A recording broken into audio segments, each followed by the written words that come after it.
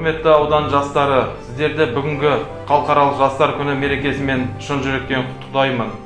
Ауданымыздағы эпид ахуалдың күрделігіне байланысты бүгін өздеріңізді видео арқылы құттықтап отырмын.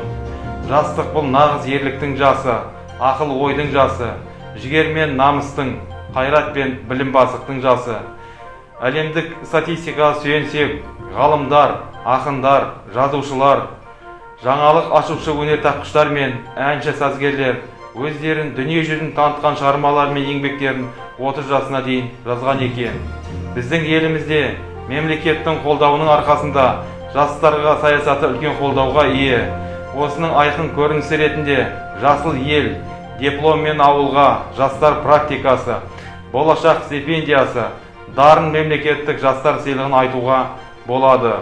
Біздің ауданда қазалықтармен қатар еліміздің талантты жастарына шығыс жастарының жалынды жетекшісі жерлесіміз Ғани Мұратбаев атындағы республикалық жастар сыйлығы тағайындалып келеді. Ауданда саламатты Қазақстан бағдарламасына орай жастардың денсаулығын нығайту үшін бірнеше спорт кешендері мен алаңдар салынып пайдалануға берілуде.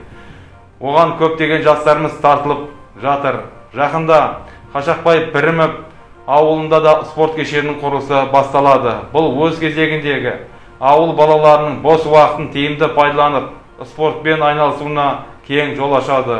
Ауданда ашылған жастар ресурстық орталығының атқаратын жұмысының ауқымы да кең. Жақында ғана Қазалы қаласынан жастар ресурстық орталығы ашылып, жетекші тағайындалды.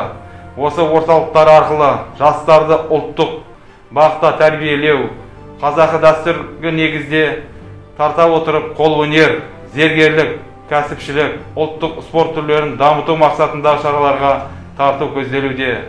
Қадірлі жастар, құрметті жас достар, қай кезде де тәуелсіз еліміздің гүлденіп, қарыштап даму үшін сіздердің тың идеяларыңыздың, орнықты пікірлеріңіздің, алғы шешімдеріңіз бен шынайы тазалықтарыңыз қажет. Біз жастардың жалынды жігермен болашақтың іргесін бірге қолдау көрсетуге әрқашан дайынбыз. Мерекелеріңіз құтты болсын.